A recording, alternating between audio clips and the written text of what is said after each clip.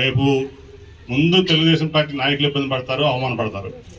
తర్వాత ఇక్కడ వర్తకులు వ్యాపారాలు చేసిన వాళ్ళు ఇబ్బంది పడతారు.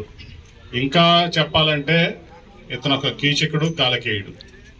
దాంట్లో నేను చెప్తున్నా అందరికీ కూడా, పార్టీలకు అతీతంగా అతన్ని ఇక్కడి నుంచి తరిమి కొట్టకపోతే రేపు రాబోయే రోజుల్లో ఈ తిరువూరు నియోజకవర్గ అరాచకం ఉందని చెప్పి మీ అందరికీ తెలియజేస్తున్నా.